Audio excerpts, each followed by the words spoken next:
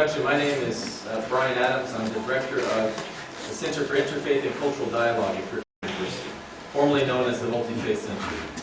Formerly as in, it changed on February 1st. So if you hadn't heard the news, I don't even think my wife's heard the news yet, so you're all right. Well, welcome.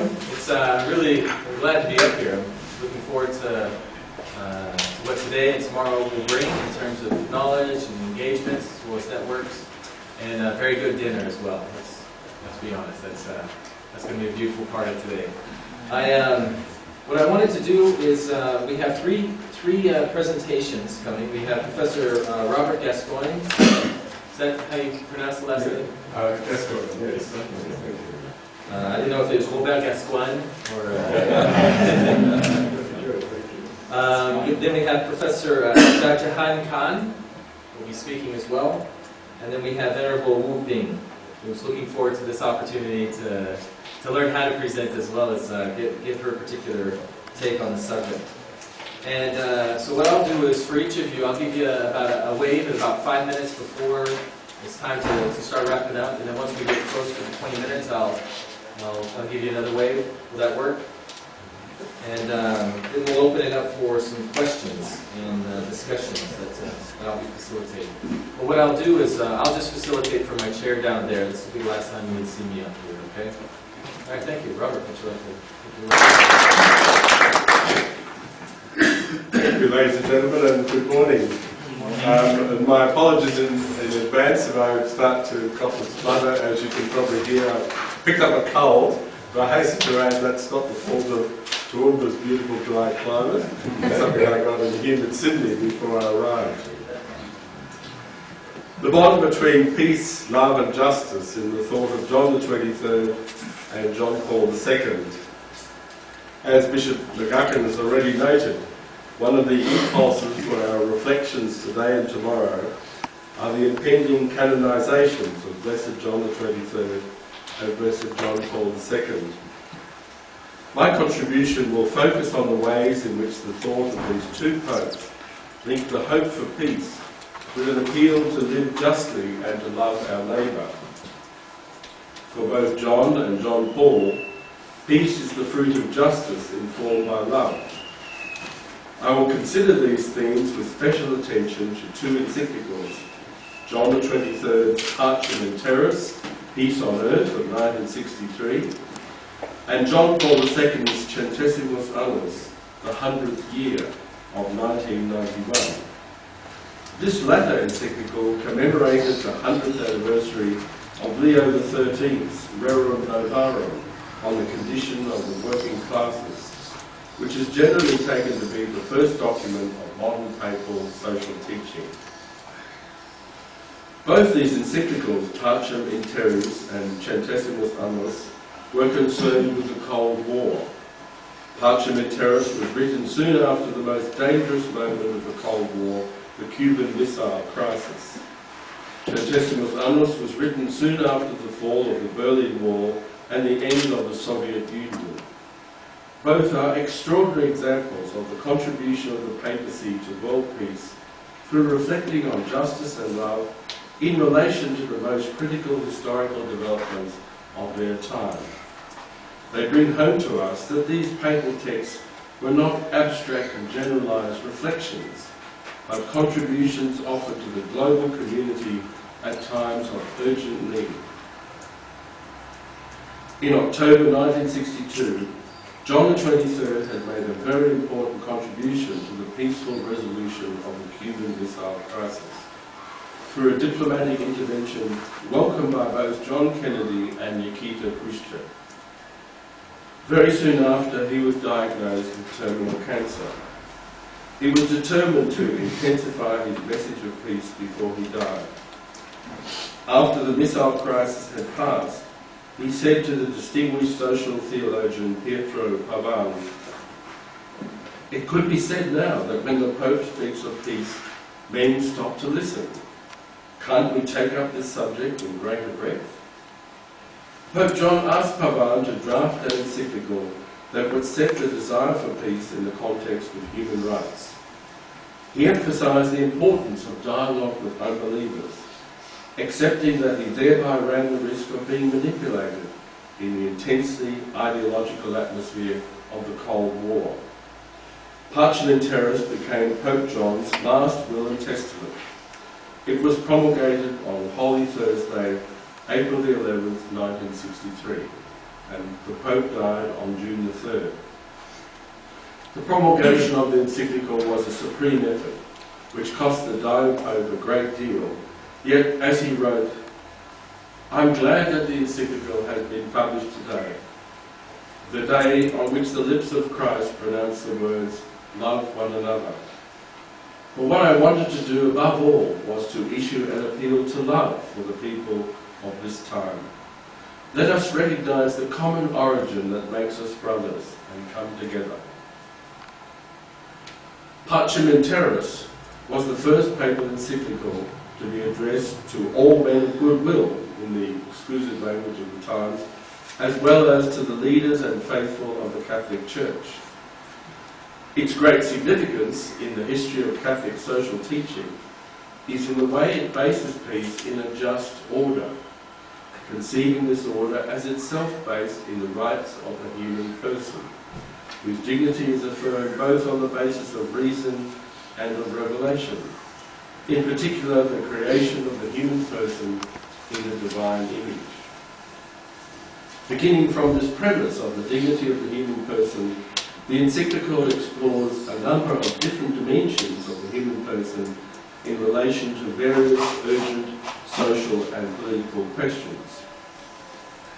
It is noteworthy, and the Bishop has also referred to this strong feature of the encyclical, that Parchmenteris gives great emphasis to the virtues, rather than basing its argument purely on moral principles and norms. It is the virtues of truth, justice, love and freedom which can shape a society based in human dignity. The encyclical argues that because society is based in the dignity of the human person and in these four virtues, it is primarily a spiritual reality. It is very clear that Pope John envisaged Parchmenteris as a message to the whole human family, a term used at a number of points in the document, springing from his own role and office as Pope. While the structure of his argument concerning peace and human rights is essentially drawn from the classical natural law approach, the role of the Pope as the one who addresses the document to all people of goodwill and his relation to Christ are conceived with theological and pastoral intensity. Its personal character is clear in its first-person form of address, using the papal plural characteristic of that time. It is also manifest in Pope John's motivation for promulgating the encyclical. Unquestionably, the teaching we have given has been inspired by a longing which we feel most keenly and which we know is shared by all men of goodwill, that peace may be assured on earth. The encyclical's intention is expressed in terms of John's conception of his papal office. We who, in spite of our inadequacy, are nevertheless the vicar of him whom the prophet announced as the Prince of Peace, conceive of it as our duty to devote all our thoughts and care and energy to further this common good of all mankind. Thankfully, John Paul II's Centesimus Annus could consider a world which was emerging from the Cold War, rather than one caught up in its worst crisis. Its third chapter has the brief but portentous title, The Year 1989, in which the Pope reflects on the end of Soviet power. While noting the fall of a number of dictatorships in Latin America and elsewhere during the 1980s, he focuses on the fall of the Berlin Wall and the final crisis of the communist system in 1989, which, as he justifiably notes, I quote, began with the great upheavals which took place in Poland in the name of solidarity. It was the throngs of working people which forswore the ideology which presumed to speak in their name. One of the great questions emerging at the fall of Soviet communism was whether or not capitalism would be, in the future, so to speak, the only show in town, if not indeed ushering in the end of history, as Francis Fukuyama dared to speculate. This was a question of global importance and was also, at that time, of particular significance for the countries of Eastern Europe, emerging from the long decades of communist dictatorship and centrally planned economies. In Poland, the issue had been sharpened by the adoption of the Balcerowicz economic strategy in 1989, which applied a markedly neoliberal approach. For John Paul, the answer to this great question was clearly no, if by capitalism was meant a system of untrammeled freedom for those who possess wealth and seek to increase it by the exploitation of others. As he affirms, and I quote, "It is unacceptable to say that the defeat of the so-called real socialism leaves capitalism as the only model of economic organisation. If by capitalism is meant a system in which freedom in the economic sector is not circumscribed within a strong juridical framework which places it at the service of human freedom in its totality, and which sees it as a particular aspect of that freedom, the core of which is ethical and religious, then the reply is certainly negative." End quote. John Paul certainly affirms the value and effectiveness of a market economy.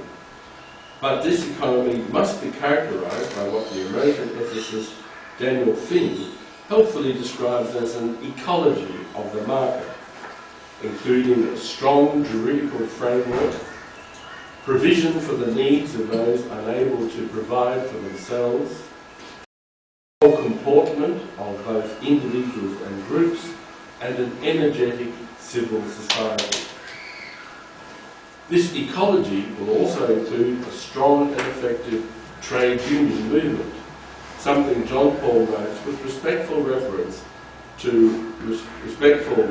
and I'm sure also reverence to Leo XIII's historic stance on this matter in 1891. John Paul emphasises that the Church does not claim to have any unique model of economy and society of its own. These must emerge in specific historical situations. Rather, it offers its social teaching as an orientation, an emphasis on key goods and virtues which provide an ethical context for a just relationship between the marketplace and the common good.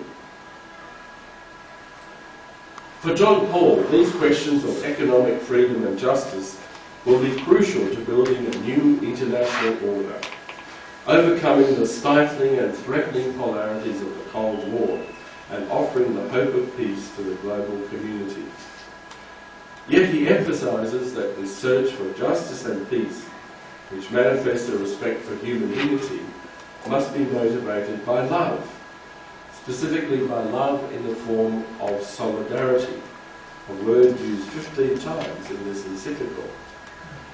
As John Paul had argued in his earlier encyclical on social concerns of 1987, solidarity is a virtue springing from a genuine sense of our mutual interdependence. And I will conclude with a quotation from that document. When interdependence becomes recognised in this way, the correlative response as a moral and social attitude, as a virtue, is solidarity. This then is not a feeling of vague compassion or shallow distress at the misfortunes of so many people, both near and far. On the contrary, it is a firm and persevering determination to commit oneself to the common good, that is to say, the good of all and of each individual, because we are all really responsible for all. Solidarity helps us to see the other, whether a person, people or nation, not just as some kind of instrument with a work capacity and physical strength to be exploited at low cost and then discarded when no longer useful, but as our neighbour, a helper, to be made a sharer on a par with ourselves in the banquet of life to which all are equally invited by God. Thank you.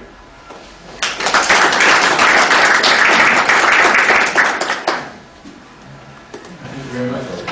And we'll turn some time over to Professor Khan. Good morning and welcome to this talk. I think USQ Multicultural Center and Martin Faith Center, and especially Gustav and William, I don't think we'll be here if they were not here. Thanks for doing a wonderful job. My task is to give you some idea of the contribution of Muslim to the vision on social harmony, interreligious dialogue, and culture. Briefly, I'm going to talk about the practice of multi-faith in the religion of Islam. That will also drive the Muslim to invest in the kind of activity that's going on throughout the world. And what we have done here in Toowoomba, and I'm going to give some light on the interesting project of the first mosque in the city, and then give some invitation to all of you. I want to acknowledge the Almighty God for giving us a wonderful life in this earth, and also acknowledge the traditional owner of this land and contribution of the Multicultural Market Center.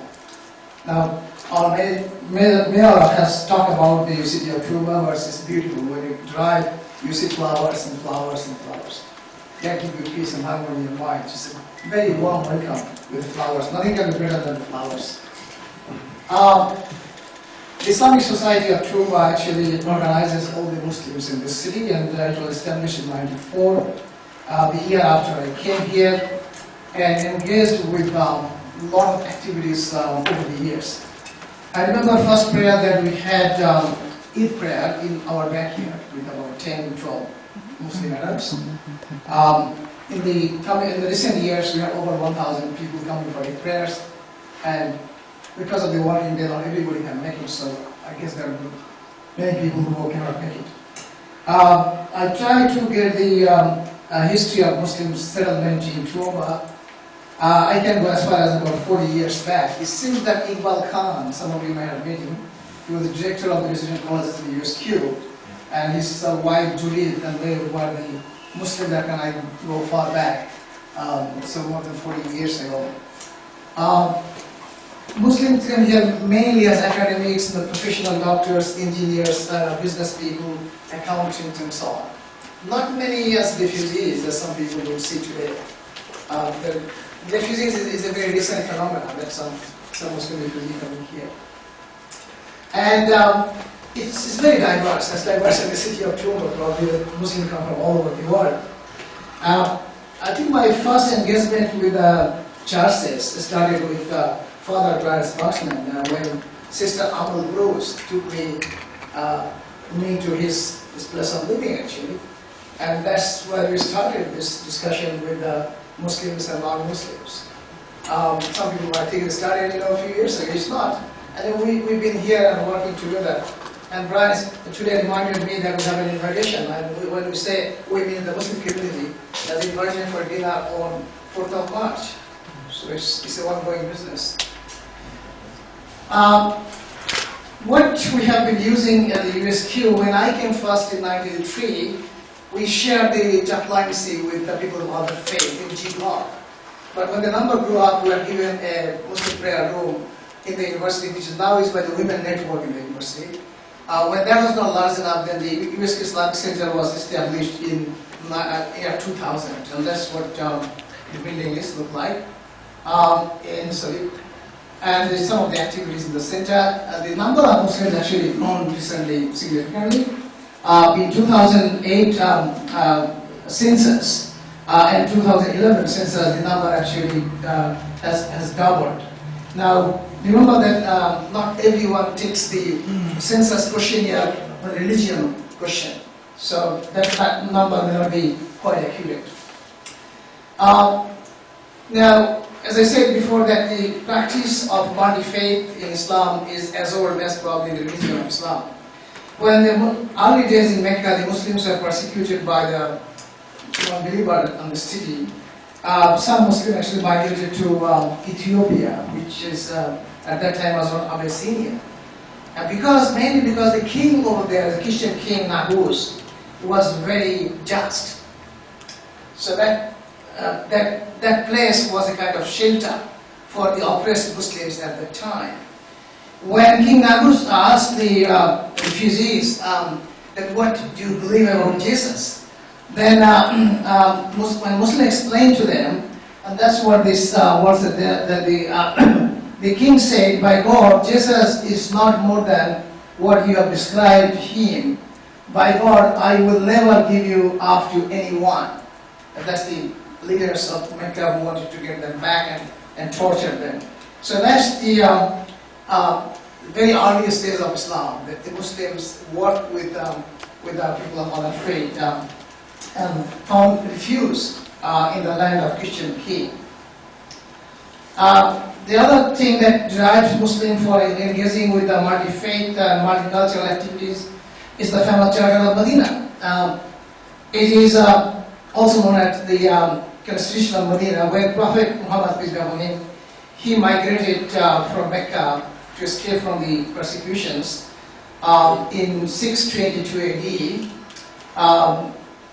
He put together a constitution with Muslim, Jews, Christians, pagans, and everybody living in the city of Medina. And that was the beginning of the common ummah, consisting of people of different faith. And that's was essential because that they wanted to live in security. And this Charter of Medina actually root of modern statehood. If you look at the contents of this charter, you definitely appreciate that people at that time also thinking about what we are thinking today. Security is the main issue. Governments and agencies spend a lot of time and resources for security, and no wonder that was the first one. And the religious freedom to all citizens. Some people sometimes say that there's no religious freedom in Islamic countries or Muslim countries. I tell them that it's not true. The Muslim ruled in Spain over 700 years. Muslim ruled over India over 700 years. But only maybe 15% of the population of India is Muslims and 85% non-Muslim. So there's nothing can be forced people, it's their choice. And then Medina is considered to be haram, a sacred place, and security of women. And we talk about women issues these days a lot, and that's built into that particular charter. And the taxation system, defense, and protection of individual rights, and the judicial system, and also the formal treasury, that all these things were built into that Medina charter. No wonder that's taken as a model for the modern state. Now, what about the Muslim view on non-Muslims? The Quran, which is the text of Islam, considers every human being as the Khalifa, meaning the vicegerent or representative of God on earth, regardless of the faith. So every human being was created as a representative of God. That's the teaching of the Quran. So to be qualified to be God's representative, you don't have to have a religion because He has created you as He is. And Prophet Muhammad said he had a Jewish servant who used to write for him, and he had a writer and a servant as well. And when he migrated to Medina, he had a guide who directed the route. So it's very much part of the common religion that you don't have to have exclusive religion, followers of religions around you. And I think my personal belief is that if people around you who do not subscribe to the same faith as you do, consider it to be a good person, you are really a good person. Because there is no favoring there, it's just a fair judgment. What we call objective judgment. And I have seen in some Muslim countries, for example, I come from Bangladesh, we have a lot of churches. We have government holidays for Christmas Day, for everybody, not for the Christians, for the Muslim, Hindus, and everybody. And every city in the country has a Christmas Day holiday. It's 90% plus Muslims. There are many Muslim countries about the same. Last year I was in November. I was in actually Lahore. The 100 year celebrations of the Kinnard College for Women. 100 year celebrations in the very heart of the city of Lahore, and that's a Christian institution serving Christian, Muslims, and people of all faiths. I wonder why they invited me into that celebrations. And I was also surprised to know there are 11 cathedrals in Lahore that is working, functioning in full swing, which is great. I mean, Lahore is a cultural capital of Pakistan. And justice for everybody, that's what the foundations that the Muslims are driving for multi-faith and multicultural activities. Now, engagement in Toowoomba, this is a photograph that we have from 2007. You can see Christoph there, and Muhammad Abdullah, your colleague, and our former Dean and Chancellor as well. That we had this tradition now for many years.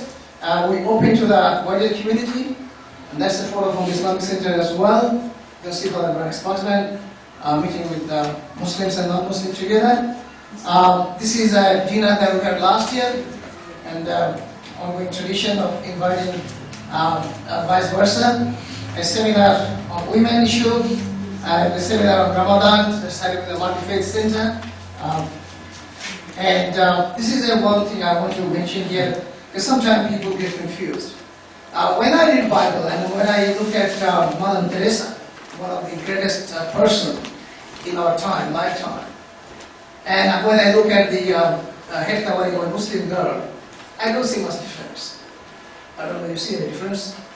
The traditional teaching of Bible, of head covering, it just transferred into the teaching of the Quran. It's nothing new.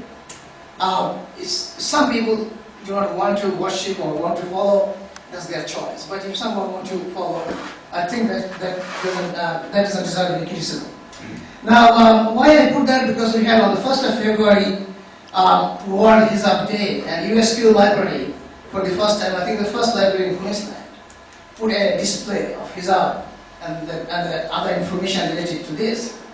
And I really appreciate and congratulate that. I forwarded that to the Vice Chancellor of the University as well. And then in 2002, we had a National Headscarf Day. This was actually announced by a non-Muslim. And a group of non-Muslims from Lifeline approached me how they can celebrate that in Toowoomba. And my good friend, Dr. Mark Copeland, he also joined forces, and we had a very good event in the city, and there was a media coverage as well. It's a good example of how community can support each other and show the real engagement in terms of bringing us together. Now, if you have a few minutes, I can talk about this first mosque in Toowoomba. We actually had discussed about this, long before, but I didn't think that we had a critical mass of the size of the community and resources to maintain a mosque previously. But when the university was trying to encourage us from 2011 onwards, and the number of Muslims actually started to grow up, I thought there is a need for this mosque now. And when we started working, looking for land to buy, and some of you probably know I talked to you personally, it's difficult to get a place of worship set up. It doesn't matter it's for Christian or Muslims, within the council policy and framework. Initially, although we tried to buy land and set up a mosque, we had to give up that idea because it is almost impossible to make it done. So the Vice Chancellor of the university last year sent me an email that there is a church on sale, are you interested? If so, you come and join me. And we went to see that church, and then I showed the other members of the community, everybody liked it, and then we started negotiation with that. Now, we have settled that property last month, so it's now owned by Muslims in Toowoomba. There's going to be an opening ceremony on the food festival on the 30th of March, and I invite all of you. Some of you are going to speak, and hopefully it's going to be an open event. And we're going to combine that with the food festival just to attract the wider community. They don't want to come to the mosque, but they might come to the food festival to enjoy some food. So we achieve what we want to achieve. Now there is a thing that when the Muslim came, one of our revered Muslim women, she is, I think, according to her, one of her grandfather was a governor, and when she walks on the street with head covering, people say, go home. And she tells me, where is my home? Where can I go? So this is the coin, this is the 5 coins that were discovered in Northern Territory that came in 13th century. Came from Muslim rulers in North Africa. So it's an interesting part of the history that historians and archaeologists are going to investigate. So Muslim came a long time ago, that's what I want to mention here. This is the property that we are mentioning, that's the street view of that. It was actually owned by the United Church. They are building a huge church, new church, in Glenville. So they needed money to build that, so they want to sell this. It was on sale in 2012, there was no buyer. Obviously because of the limited use of that property, not everybody would be interested to buy it. So when we decided to buy, it was a sort of, I think a win-win situation that for them and for us. And this is the building, it was built in 1968. Actually, one of the buildings in there, the one in the middle, was built in 1906. Sorry, 1910. So that's 103 years ago. And the first mosque in Queensland was built in 1908, 2 years before that building was built. That is the Holland Park Mosque. That took about 100 years, a few years ago. Interestingly, that this seems to be, the first mosque in Australia was built in 1861 in Maree, South Australia. So Queensland is not far. Actually, Victoria first mosque was built in 1960 in Shahjahan. So that's interesting development. So this building was built in 68. This is the church building. You probably know that some of you that Muslim face towards the Kaaba, which is in Mecca in Saudi Arabia. This building is exactly facing that city and Kaaba. So we didn't need to do any sort of renovation or changes. We just stayed for go and the carpet was clean when we bought it. The carpet shampoo, so it's straightforward. This is a meeting that we had in Brisbane before we finally decided to buy. And the community senior leaders in Brisbane, they joined the program. They found it interesting and very useful for the Muslims in Toowoomba, and their support being invaluable throughout the process of fundraising. And this is when we signed the contract. And this is, we had a meeting of the wider community, the bishop was there too. We had the vice chancellor and ministers and so on and so forth. This was just to show the wider community that we all together in the community, we work together. Regardless of the faith and political views, we are part of the Toowoomba city and we work together as a wider community. So that we want to thank everybody. And that's the photo taken from the property on the Sunday. This is a photo from the fundraising activities that we had in the month of Ramadan, which was in July last year. Believe it or not, that we received $65,000 in one Friday from a mosque in Brisbane. Gave us a big support from there. Before we started formal fundraising, we received support from the Grand Mufti of Australia. We received support from the AFIC, the big body of the Muslims in Australia. We received support from the Mayor of Toowoomba. We received support from the Vice Chancellor of USQ. We wanted to show the wider community that it's not an isolated activity. It's a sort of integrated need of the community that we live in. So that probably helped us to raise funds. And according to many people, this fund was raised very, very quickly. Especially given the situation that we are in here. Toowoomba is a bit isolated. Look, we had the first prayer session after the settlement on 17th of January. And before that, we invited the neighbors in afternoon tea. So we want to make sure the neighbors are on board. What they think and we think should synchronize. That we want to look after them and they should be open to us as well. So afternoon tea was a better way of doing it. And we had a good meeting and they were very happy. We discussed everything that a concern they had. And the invitation we also sent for the opening session to the neighbors. That we think would be very helpful for us. Look, the mosque is going to be a venue for religious deliberations, of course, but it's a place of center of meeting as well, and serve as a place of learning, language, and religion. promote goodness and prevent evil. And undertake programs for women, children, and youth and support them, and run welfare and charity activities and support the poor, engage with the members of the related community, and that's what the objective of the opening ceremony as well.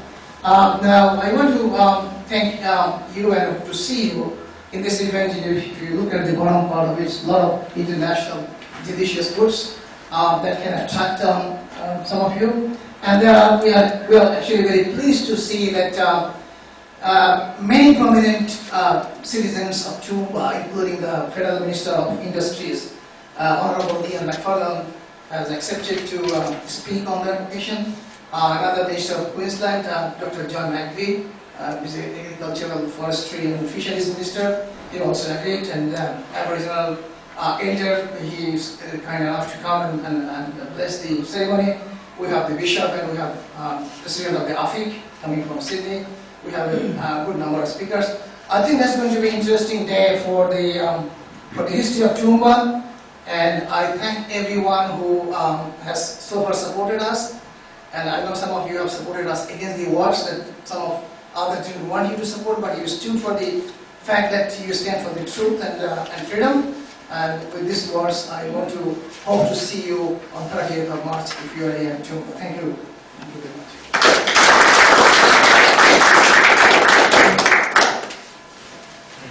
Thank you, Professor Khan. Now we'll turn some more time over to Venerable Wu-Ping, who's speaking on peace education and the Buddhist philosophy and teaching to creation of local peace. This is putting the theoretical into practice. Good morning, everyone. I want to thank you, the Multicultural Center, to give me this opportunity to share the Buddhist idea about the peace education and practice of peace, from the Buddhist philosophy and teaching to creation of local peace. First, I would like to share the idea that religion can work together. This picture was in the year 2006, which is the religious representative from Singapore and Australia to stand in the UNESCO headquarters, that they shake hand in hand, that to show people that religion can work together. And this is we also have another forum in the Brisbane City Hall, co-organized with Griffith University, and there are many different groups from different culture and religion to join this 3 days forum. And here, this is our peace education forum in the St. Patrick Cathedral Center. So I would like to propose the idea that from my teacher, Venerable Master Chin, the essence of all religion in the world is compassion and loving kindness. The goal is to help all beings alleviate suffering and obtain happiness. From this perspective, all religion can cooperate with one another in unity. So, and also another point, that peace actually and harmony begin with the mind, every individual mind. So the Buddha teach us to do all that is good and nothing that is bad, and purify our mind. So the Buddha taught us that everything is created from our mind. When we have peace in ourselves, we then can bring the peace to the world. And another idea about the Buddhism, that actually universe and us is one entity. So everyone is in this one entity. I is number one, that is different religion, different culture group, different races, just like the sea. Every organ, different organ, different function in our physical body. So eye is number one, nose is number one, ear is number one. Now all have to cooperate together so the whole body can work soundly and in a healthy way, condition. So in the building a model city of peace and harmony, Buddha teach us for all-embracing method. The Buddha taught us to use the four all-embracing method to establish harmonious relationship with people. The first one is giving, kind words. The second is kind word, beneficial acts, and cooperation. So what we're going to do is giving. So the Pure Learning College, we have the friendship dinner every Saturday night. And we have continued this friendship dinner for more than 10 years and still continues.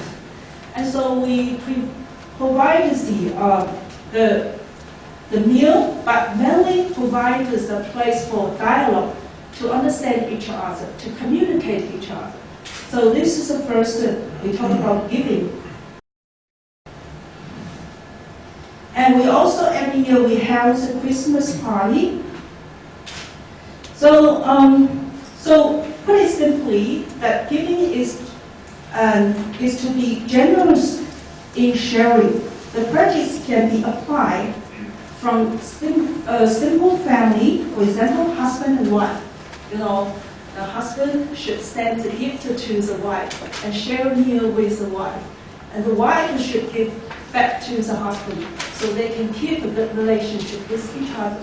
So this principle can apply in family or organization, community. And next we talk about the Chinese New Year. Every year we have the Chinese New Year. That simply just provides more occasion and opportunity to have more dialogue and to understand each other. And we also have the giving, the support community, Toowoomba Hospice and Toowoomba Hospital, and we support them for over 10 years. And next we're going to talk about the kind words. The kind words means to caring words, not flattering words. We should speak truthful words that are caring and beneficial to others. We place highly the teaching of others' religion and their charitable deeds. We also encourage every faith to introduce their teaching to people, serve as a community, and facilitate communication and exchange with other religions. So every Saturday, not every Saturday, we try to make it. Saturday we have the faith sharing. We invite the Baha'i faith. This is Mr. Lula Batida and Catholic Father Bride and Anglican Reverend Jonathan Yunping to share their Christian teaching. And we also invite Hinduism, Unitarian, Islam to share their idea of the Messiah. I think it's and also Judaism means a Buddhist and Quaker. That the kind word, like a kind word, we say something good to others. For example, Buddhists always in the beginning, the greeting, we say Amitofo, that which means you have infinite life, infinite happiness and wisdom. The Christians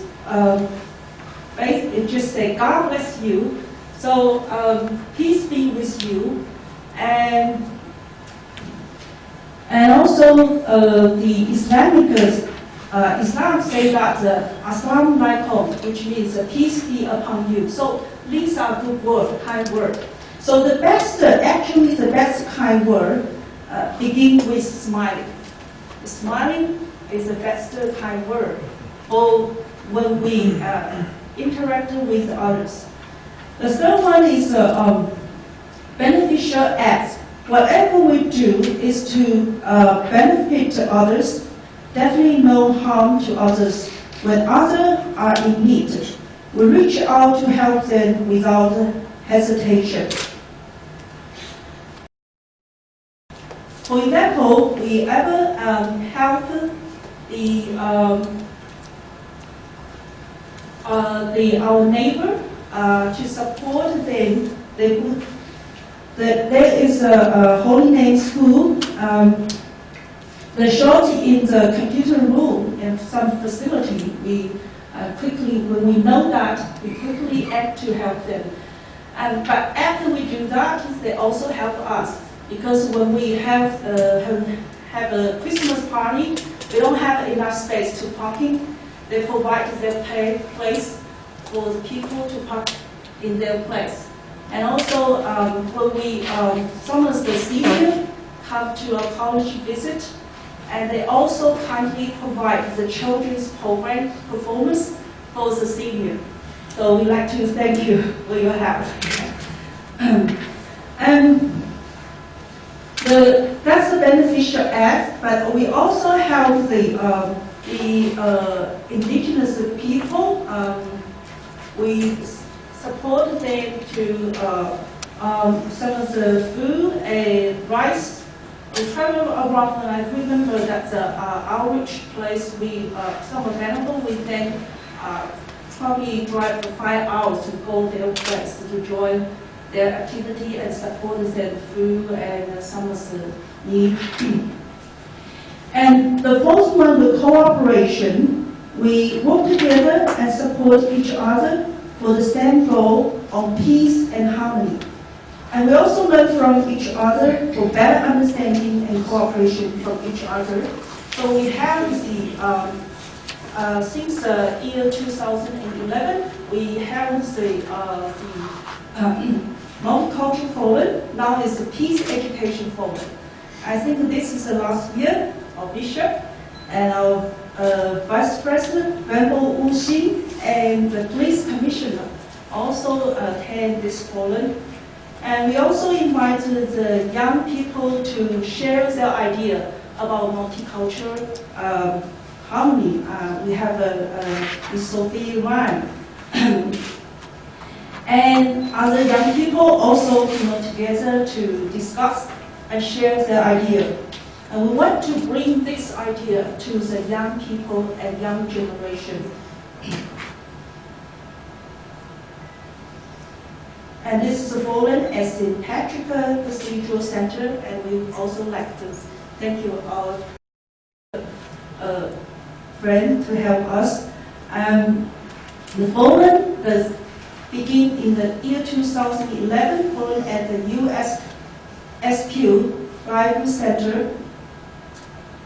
And this is a forum held in the Bangkok, Thailand, a goodwill committee that's together with Master Chin Kong and the president of UNESCO. Together we held together. We unfortunately the Father Brian and Reverend Dr. Johnson Ying cannot be there. And this is the UNESCO last year in May, and our mayor to introduce the idea how to build the Toowoomba as a model city in the UNESCO.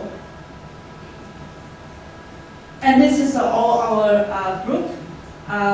Everyone to also present the idea, including Reverend Johnson Ying and our mayor. They all share their idea with in the UNESCO.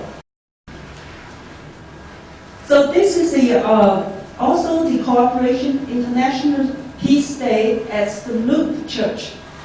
And St. Luke Church also has lots of other activities. They invite the children from different faiths to perform the beautiful song Peace in their church. And we like to thank you their generosity. The idea is simply to share with all of you. And finally, I would like to say that this is the teaching from Venerable Master Chin Kong. We believe that we are one entity. And when we see it just like a big tree, we see the difference just like there's a different leaf in this same tree. See, we are the different leaf. But if we trace back, then we will find out we are in the same tree. When we go back to the tree, then we will find out we are in the same branch. Then we trace back more, we will find out we're in the same trunk. Then finally, we will find out we all come from the same root. So we are one entity. But to have this understanding that need us deeply delve into our faith and understand our teaching. Like we must understand what's the true meaning of Buddhism, what's the real teaching of Buddhism. And if I don't understand, then I will always think that I'm the best and I am different from others. But when I know enough, deep enough, then I will find out everyone is number one. And actually we are one entity, we are in the same body. And with that understanding, so we can work together and live together in peace and harmony.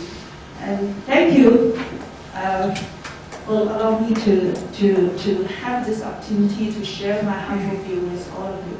Thank you.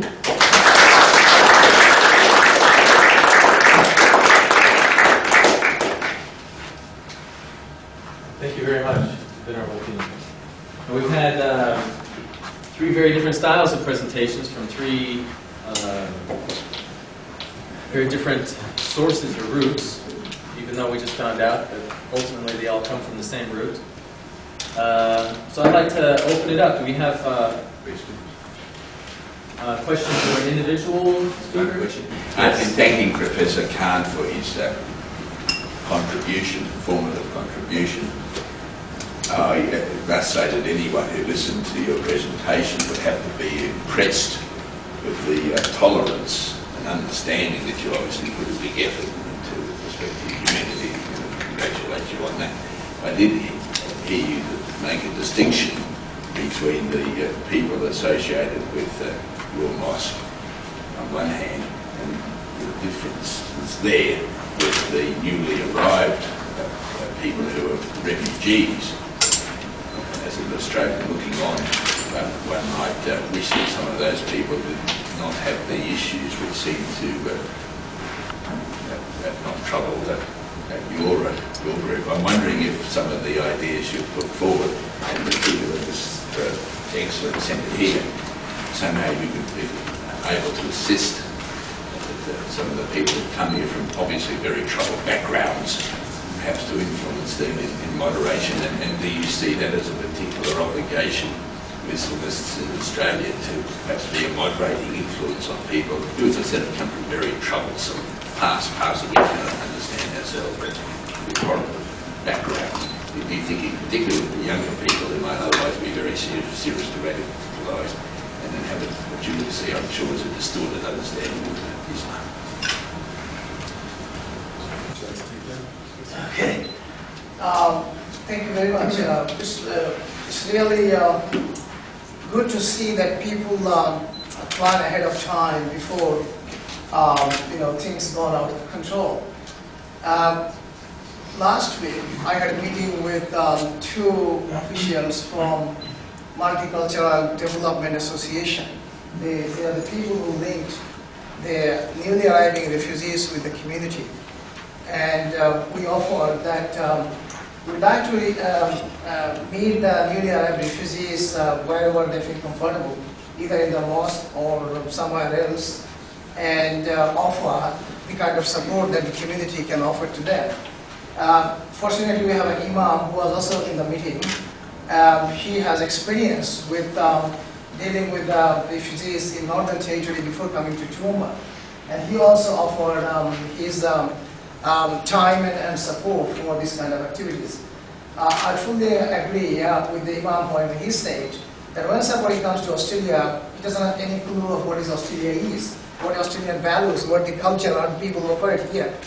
It would be great to give those people this concept that Australia is a great country, and where you have come, you need to make it your home, and don't think about what you have left behind you. And also give that this is a country of opportunity. If you do prepare yourself while you're in the detention for future career and work, that's the best thing for you. The day you are out, you have a job, nothing can be better than that, then you can feel yourself independent and achieve the dream that you want to achieve. So that's the way we would think. And it would be the interest of the community, Muslim community in particular, to get those people on board and mix up with the existing community and interact with the wider community. And we are happy to do that. And if there is any mechanism that can help us, Robert knows about what I communicated with him as well, and other people who are in the community, we will be more than happy to take on what you suggested. Thank you very much. One thing that I forgot to request of us all is when you do ask a question, would you introduce who you are as well, because we don't know each other as well as some of us are foreigners anyways, and I'm one of them. So if we could do that, I appreciate it. Do you mind if I have a question again? No, I don't mind at all. Right. My name is Lynn Smith, and I'm from the Settlement and Cultural Affairs in Department of Social Services in Brisbane. I have to say that it's very interesting to listen to three presentations from the three different religions. Such a high level of tolerance and accepting and understanding from each other, the way you said and the way you presented. Now, so what is the fundamentally different between the three religions? Because so far, when I'm listening here and I would say, yes, all right, it's all about kindness, it's all about human being, it's all about things we do for each other. It's about understanding and tolerate each other. So what is the fundamental difference? There must be something. Now, I don't know if that's something that each person needs to respond to, and we can probably have one or two. But we might want to reflect the question back and say, why are you wondering that? Is it because they're called three different religions, and therefore, if you're all the same, then why have different religions? Is that kind of what you're wondering about? It's kind of like for my own personal understanding. Mm-hmm. I had to say that I'm always interested in religion, considering where I came from, no religion at all. And I thought, okay, for years I've been searching for. Now, every time we hear people from each religion saying, it seemed to me like the same message, resonate into the same fundamental thing that I could say they all share in common. Kindness to human being, accepting, peace, and all of that. So fundamentally, there must be a difference. Right. Otherwise, why have different religions? Other presenters, does anyone would like to volunteer to respond to this? Theological question. I would like to say, according to what my teacher, Venerable Master Chimpong teach, is that actually different religion, because in ancient time, not like today, have an easy transportation, people easy to travel to this place, to that place, but people usually stay in that place. So the main difference, each place need the separate teaching. So that's why in Buddhist perspective, I think that God, the only God, manifested in different images to teach people and help people. But the core teaching actually is the same. But what's different? Different you will find out different culture and living background.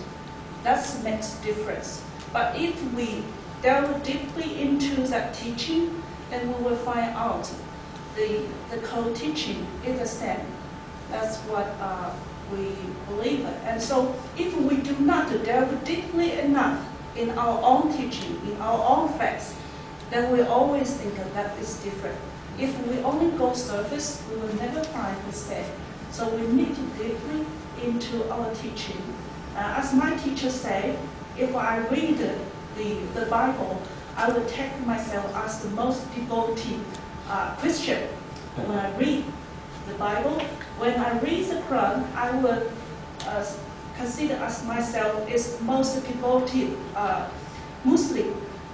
So with the most sincerity mind to study your teaching, you will know the true meaning of God, the true meaning of Buddha. So what you're saying is, it's actually meant to be the same message from the same source, Yeah. but it's just presented differently to fit the culture and the times and the needs of the people in a particular location. That's what you're saying. Is that Yes, right? thank you. Yes. Okay. Any other comments on that? Yes. I think this may be a very interesting question. We might ask, why we all look different. We are all human beings. Why we like different types of food. We should be liking the same food. Why we do the same different jobs. Should we do the same jobs? No. Look, in Islam, what Quran teaches us, there's there's no compulsion in religion. It's your choice. And the one that fits you, suits you, you adopt that. If it doesn't suit you, you don't worry about it. It's like you are going to go Brisbane. You can take a car, you can go by train, you can go by flight. If you think this is the appropriate way for you, do it. But at the end, every religion has core values. I mean, particularly Judaism, Christianity, and Islam. If you look in the Bible and Quran, there are lots of similarities and common teachings. There are lots of them. There are only few differences, but much more commonness in them. So, ultimate aim, as some of you here said, is make a person a better person, a better human being that can be only helpful to others, no harm to others. And that's what the objective of God probably behind the creation of human being. That He wants human being to be useful to other human beings, not to be harmful. But still, you can have different way of achieving the objective. But my humble feeling in this world, I said it many times, say it again. In our lifetime, I don't see there is a way that all of you are going to follow one religion. It doesn't matter which religion is this. We are going to follow different religions, or faith, or belief, whatever you call it. But the important thing is, we need to, all of us, to learn how to live in harmony with all the beliefs and religion and faith we might adhere to. Thank you. That's You see the point. Sorry. Yeah, the point of the previous speaker is well taken. That the point of this is to find ways we can all live together in harmony. But these seminars, we're trying to find things common so we can all work together. That's not to be understood to mean that we don't have differences in understanding. For example, between Islam and Christianity, we've got an idea of a God, the Father, Son, and Holy Ghost, and Jesus.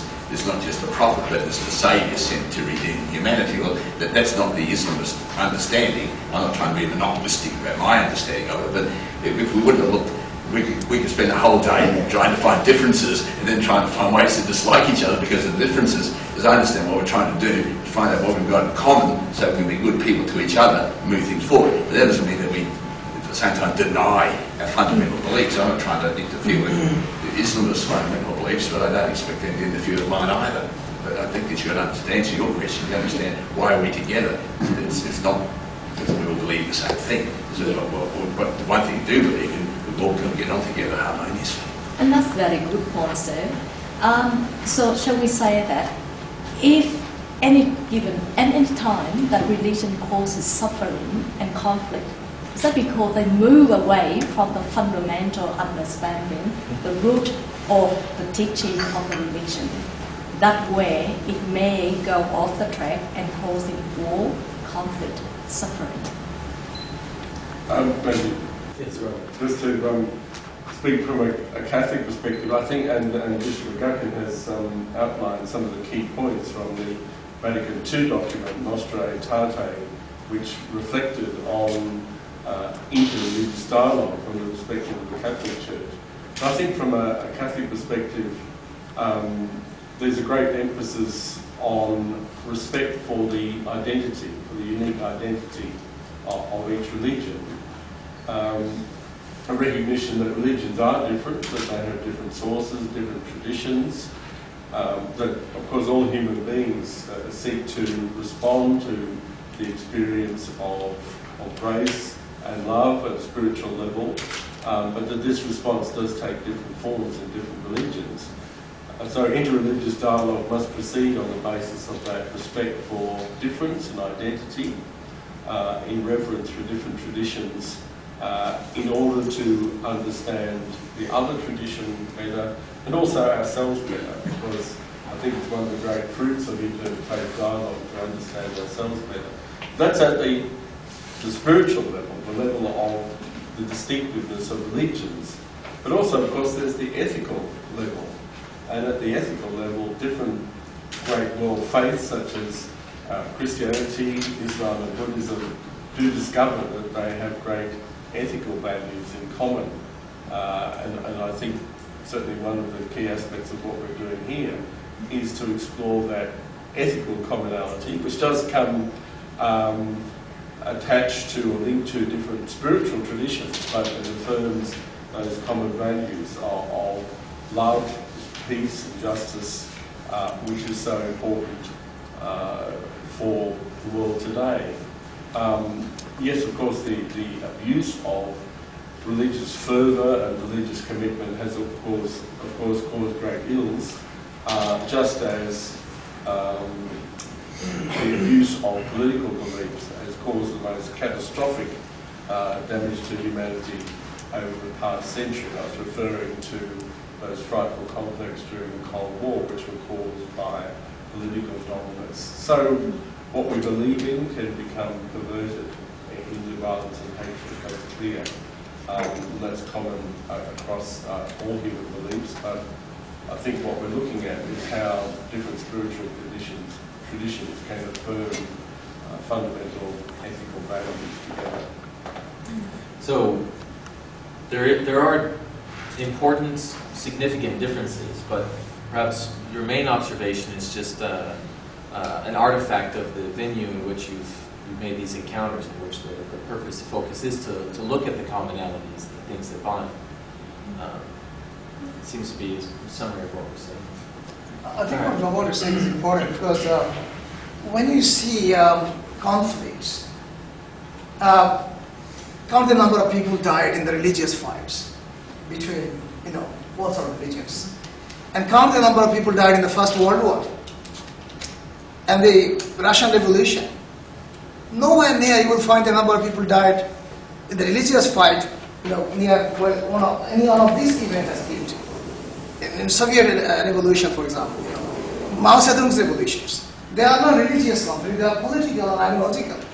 And that has killed a lot of people and damaged much more than the religious fights. But somehow, people just count on the religious conflicts and things more than anything else and forget about the bigger thing. I don't know, that's something to be taken into account as well. And as you probably agree, my understanding, people who are really religious, devoted, and achieve the qualities and values that religious teaches, they are not going to fight and kill others. I'm not going to kill anybody. On the street I find, I'll try to help. So is Brian will do the same thing. So, blaming religion is an easy cake these days because there's no defender of it. But I think that is unfair. Yeah. John Lincoln, Anglican Church. I think that's right, but I also think there's another aspect, and taking what you said, I don't think it's just about finding commonalities in religious dialogue. I think it's also about helping us be more honest and name the truth of what's going on, and also recognise what I would call the shadows in all our traditions. We have to acknowledge. For me,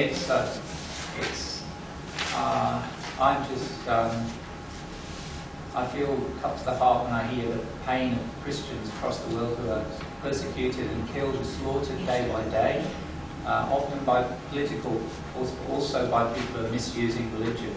And I think we have to work out, take some responsibility for that and identify what is it in our traditions that actually brings that fun. And I don't think it's just external. I think it's what some feminist scholars, for instance, talk about text terror, for instance, in the Christian tradition, in the parts of the Old Testament and in the New Testament. How do we address issues of fundamentalism? And that's not just a religious phenomenon. We have to name those things. What are those things that actually stop us going deeper, stop people going deeper? What is it? Is it fear? Is it power? Is it a lack of power? What is it that stops us being able to draw on these things and have the confidence to act out of trust? Is it Jonathan? Is that right? Jonathan, was that your name? Yeah. Yeah. I think what you've done is you've identified another commonality. It's one of those commonalities that quite often we don't like to engage with when we do come together in interfaith dialogue. But perhaps the source of this great commonality is the fact that every great faith, every great tradition is made up of human beings. And thereby we find the greatest commonality and the greatest weakness in different faith traditions is that we are humans and trying to interpret and live and follow according to our best conscience, which leads to some terrible things. But also, I think it gets back to Mrs. Smith's question about, if there is violence, are we misinterpreting or misapplying the precepts? Well, as a Christian, I have to be honest, to take the honesty you're talking about. In the Old Testament, there were times when it was actually application of their religion that led to war.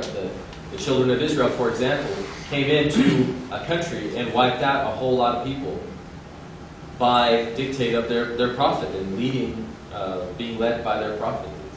And so we can't just simply say anything that happens. It's not and it's not really my religion. Well, that's kind of sweeping things under the carpet. Yeah. Thanks for bringing that up. Thanks a lot, John. Yes, I'm not sure whether this is actually a question or a comment, but thank you, Professor Khan. I particularly saw a connection between Lucas's idea of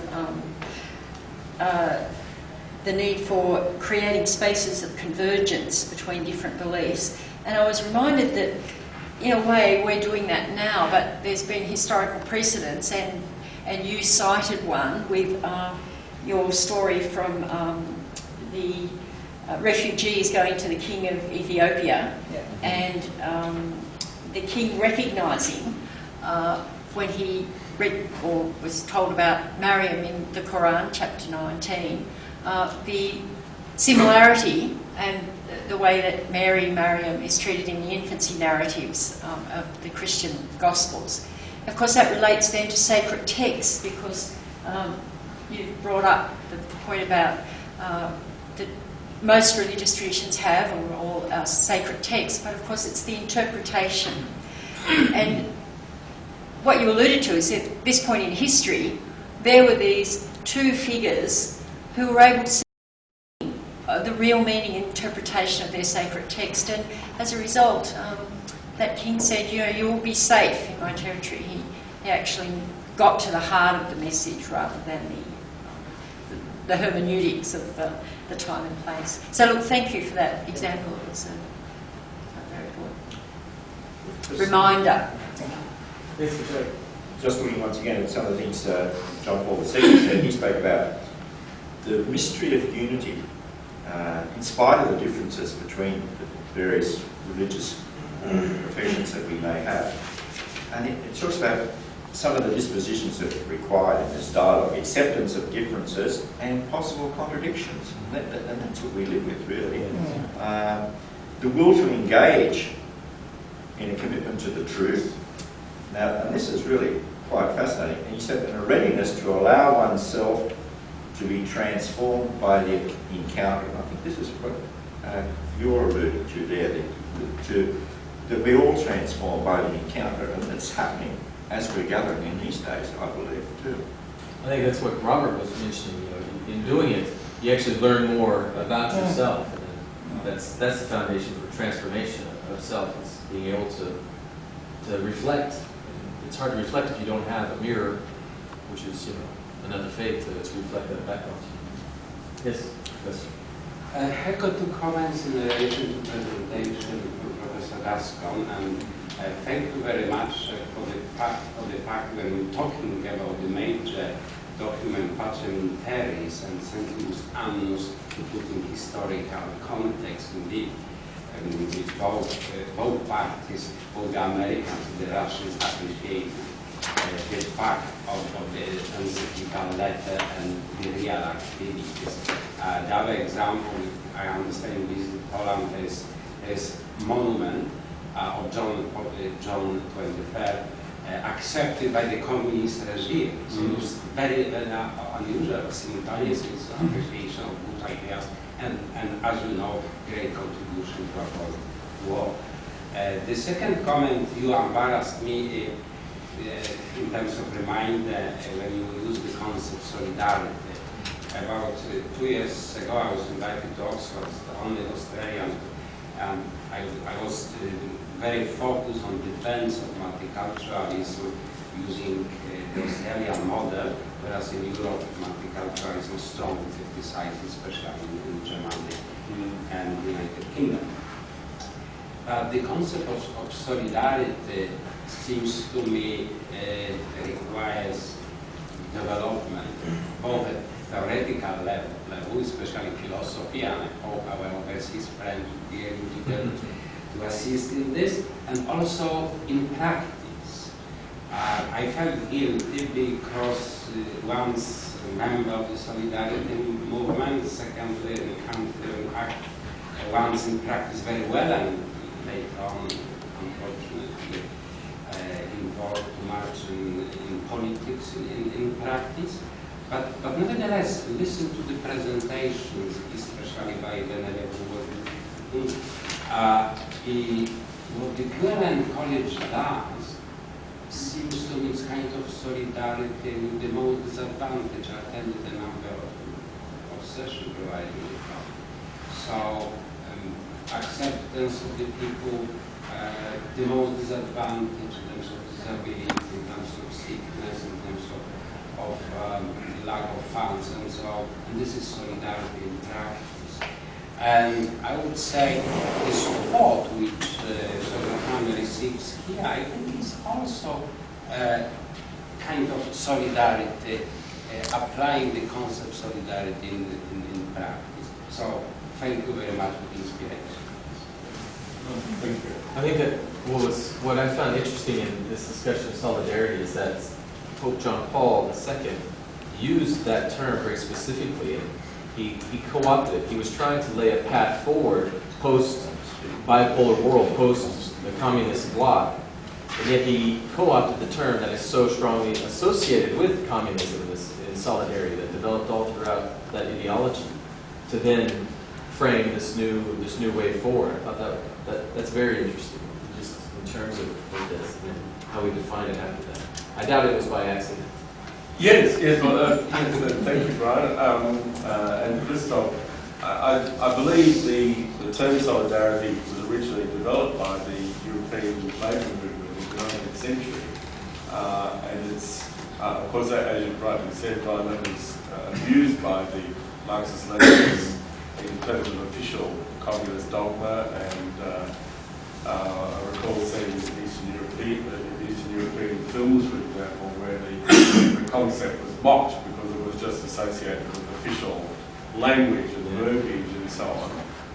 But of course the Polish trade union movement took it up in the genuine ethical meaning, and the papacy then took it into the vocabulary of Catholic social teaching, because as John Paul II said, it does represent in a vigorous and expressive way the idea of social charity.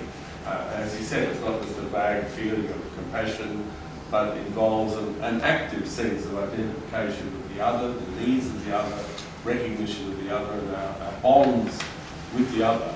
And so it is, despite its abuse by communist officialdom, is indeed very powerful and fertile word to express those sorts of values. And quite frankly, when you talk about solidarity in those terms, it reminds me of the Muslim concept of the Ummah. And when you see the Friday prayer particularly, it's an example of solidarity. They pack in, they're supposed to be shoulder to shoulder as they pray, and that there is this essence of solidarity, as many would call it solidarity in the concept of Ummah. Seems to me. Now we're getting into philosophical, so we'll turn to Dr. No, I had a question. I was very interested when Robert Gascoigne mentioned that the Pope, John Paul II, expressed capitalism as the proper way of economic relationship during the specific historical situation. So my question is, do you think that we are still are in the same historical situation that stress capitalism? In terms of solidarity, for example, in the country, sometimes it's hard to imagine both stress capitalism and solidarity, because we suffer the negative consequences of the markets, and our currency change all the time, and that makes people living under the limit of poverty and prohibiting, or they cannot buy the necessary food for living. So for this reason, I want to ask you if still we are in the same specific historical situation or not. Thank you. That's a very interesting question. I think that, and of course, as you know, there's been a lot of controversy about Centesimus Annus, how it should be interpreted. Some of the leading Catholic neoliberal writers in the United States said, yes, this is an endorsement of American capitalism, whereas others argue that that's a misinterpretation. The Pope is really saying something quite different. So there's, particularly in the United States, quite a lively debate about that. But I think what John Paul II was saying in the midst of those dramatic events with the end of the Soviet command economy and all of the human distress that had caused, he is saying, yes, in terms of Catholic social teaching, there is an acceptance that the market economy is in many ways an efficient and sometimes creative means of production, but it must be, as it were, safeguarded and controlled, because after all, human greed needs to be very carefully controlled. It needs to be controlled by a strong juridical framework. It needs to be controlled by a strong civil society, including an active and effective trade union movement. It needs to be controlled by a strong safety net for those who are disabled or for whatever reason not able to provide effectively for their own flourishing. And in very specific cases by a number of other things. So it's saying that yes, to a market economy and obviously a rejection of the Soviet command economy, but with all of those sorts of controls. And some commentators have said, in my view rightly, although popes, for obvious reasons, can't be so specific, but I think what John Paul II was saying was that basically the economy he was thinking of was something like Germany, what the Germans call the social market economy. That kind of combination of a market economy and all of those various controls, safety nets, strong trade union movement and so on. And I think that is still a viable approach for the future.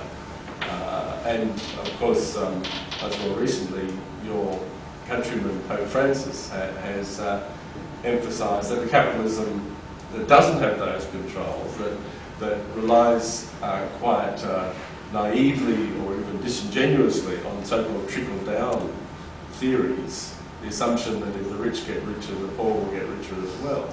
That these are false assumptions, and that the market economy does have to have those fences around it to genuinely ensure a basic level of equality and solidarity. Thank you. I think one aspect of communism that the Soviet Union and Eastern Europe experienced, that the Islam did not approve, is the lack of private ownership of wealth, even the home. That right was taken away. Oh, really? That's anti-Islamic. Yeah, of course. I mean, the individual has the right to own property and wealth. And that's in the Quran or in the Yeah, of Hadith? course. This is inheritance is very much established in Islam. That the children will inherit the wealth of the parents. So that why the Islamic scholars did oppose communism. That's one of the fundamental reasons for that. That's interesting. I think the other thing I was saying that I was interested in that apology of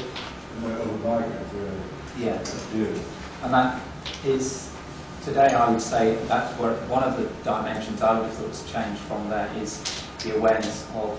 I think if that was written again, there would be more, there wouldn't there? Because Popes have thought about that in the Catholic Church or something. Would say more about the ecological dimension, and that's increasingly for many people for the poor is one of the crashing failures of modern capitalism, in that it does not recognise limits or balance, and that therefore there needs to be something other than the free market ideology that drives that. And I think that I wonder whether is another dimension in which, from the commonality of questions, is that we're wrestling with, is that we have to not look in towards one another about peace. Peace also involves peace with the environment. That's the strength, I think, that is, when you talk about peace for all beings and all sentient creation, that's something that's, I think, Christianity has not always been strong on, and maybe that's something the interfaith dialogue actually helps us to acknowledge and work on better. Or even bring the different perspectives together around that issue. How can Buddhists, Muslims, others contribute to solving those problems or addressing the challenges of the faith? Yeah. We should do that. That'll be our next one, right? We'll look at environmental issues from an interfaith perspective. On the Other issues, questions? My name's Amy Prendias. I'm the Director of Multicultural Policy for also the Department of Social Services. So I'm interested in potentially what the role of government could or would be in an interfaith perspective. But I did just want to note that last week I went to a slightly provocative seminar at RMRT in Melbourne, and I've been very interested to hear about the solidarity and what we have in common discussion, which I think is very interesting. And I heard quite a different perspective last week, which was essentially that the view that in the last 10 years interfaith activities in Australia have been driven perhaps by an objective to moderate Islam somewhat, and certainly have been around being polite to one another. And there was a desire from one of the speakers that there is more of a robust discussion, and I think suggesting that we talk about some of the harder issues, environment would be one, but domestic violence would be another, or attitudes to authority. So I just wanted to put that out there. And So you seem to have two things to discuss there. One is what would be the role, or what should be, or what is the role of government in interfaith dialogue? Because by definition, interfaith dialogue doesn't seem to include government, but there should be and can be, and actually is a role of it. But then also the broader critique of interfaith dialogue as it's practiced in Australia and how we. Okay. Anybody want to comment on either of those? I'm going to be very careful, and assistant minister is coming tomorrow, so he advises in the office. Tomorrow's topic, you might notice, is something like the effect of the policy, the new controversial policy on religion.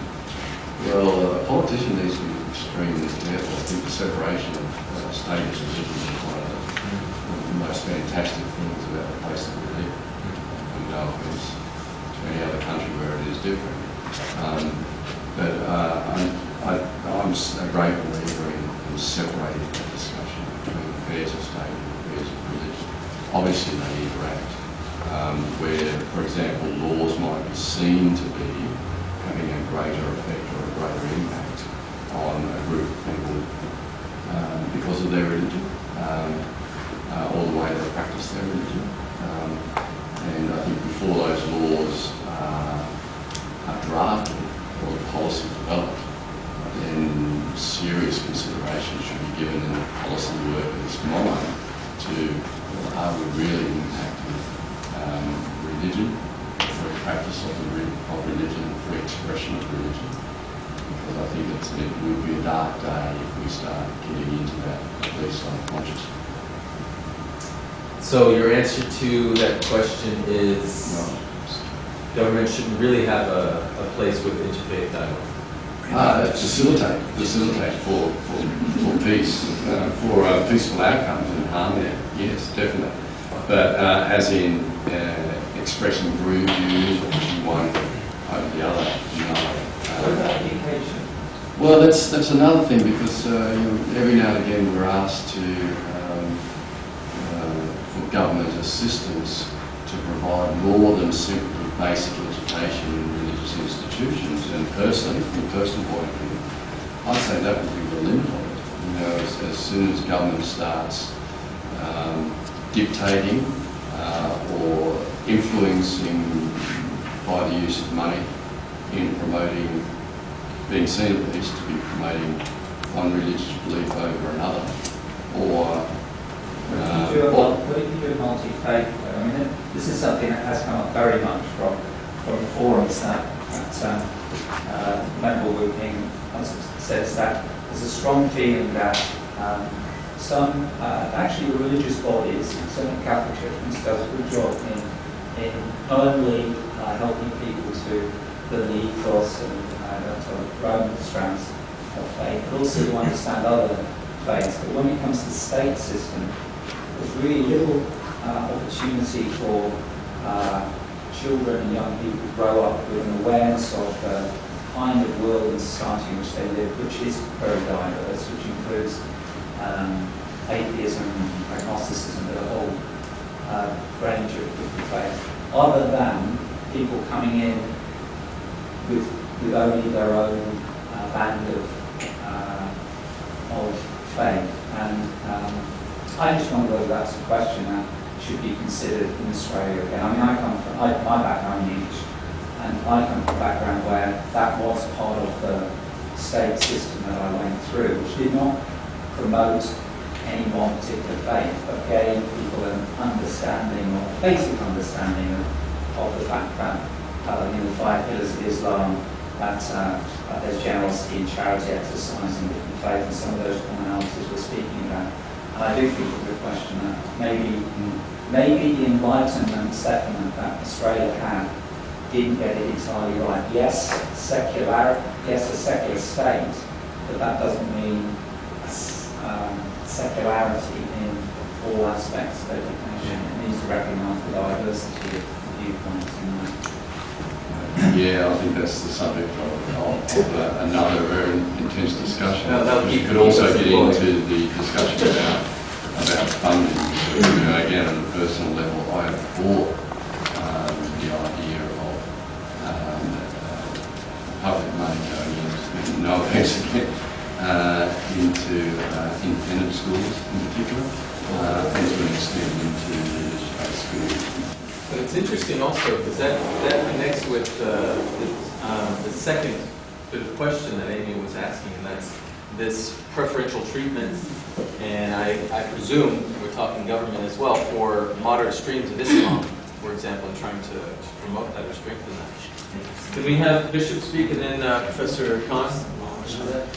I think the role of government surely should be to establish a harmonious society, and no matter how they do it. And, whether it's with religion or... Absolutely. And, you can look back to post-World II immigration in this country, and a lot of that, we established ghettos here. The Italian community was separated and the Greeks were separated and everybody else. Now, I think then the policy of multiculturalism grew up.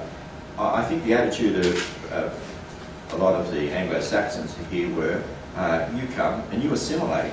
And of course, that's really ignoring the values that the others bring.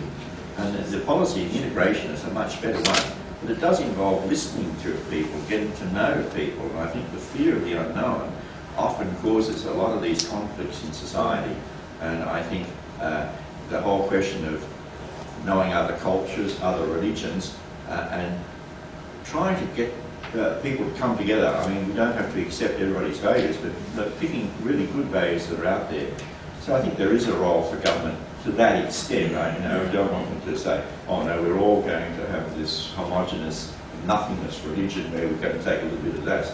No, I don't expect that, but I do think they should be involved very much in integration. I feel very strongly about integration, and I feel this whole idea of segregating and isolating people, that's where the fear of the unknown comes, and that's where you get these hostilities taking place.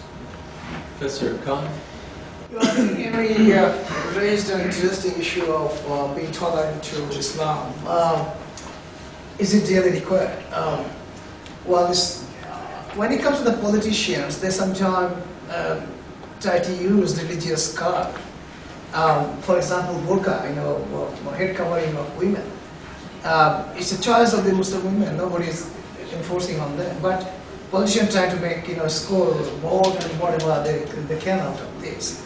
That has to stop. I mean, this is a choice of a faith, and if you're going to be intolerant to that, I think that's not required, because that's part of the faith that the people are going to do that way. But if there is any security issue, safety issue that people are going to undercover with their burqa or whatever dress they use, that must be addressed. And that's within the religious and the national legislation system. I don't think that's a big issue. I mean, people who drive motorbike with everything covered, you can't see that, you can recognize that. But they are licensed to do that. So, as Bishop was saying, the Italians were segregated in the Greek and Vietnamese, and now we talk about the Muslims and what's next. But it takes integration is a very good idea. I mean, this is going to happen. But integration doesn't happen overnight.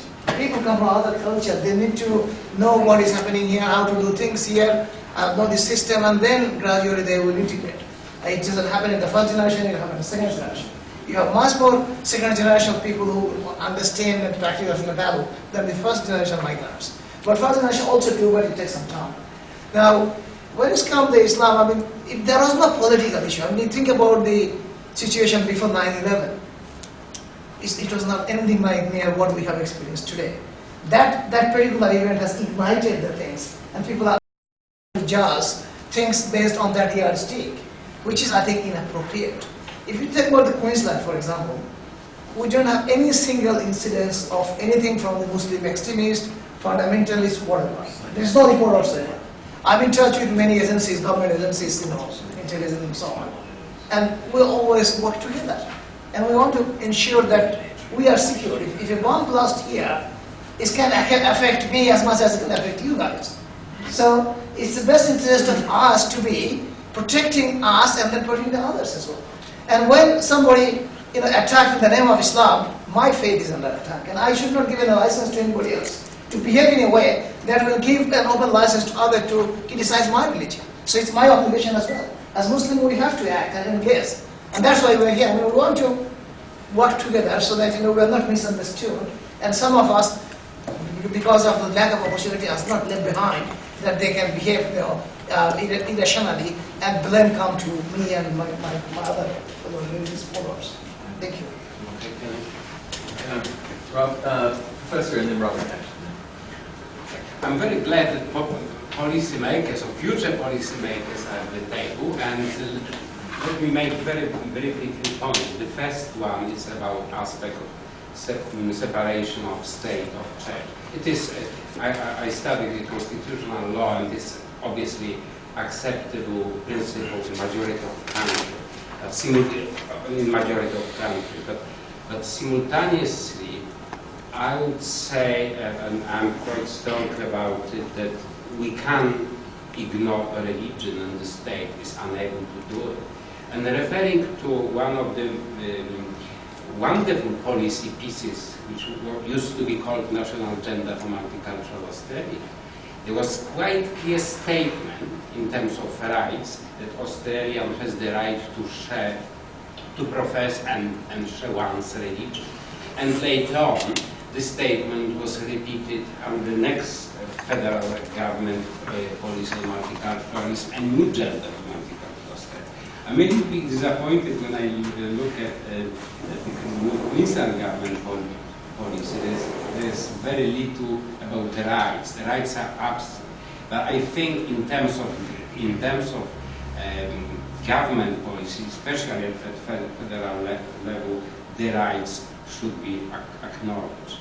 Obviously, we live in multicultural society here. We live also in multi-faith society.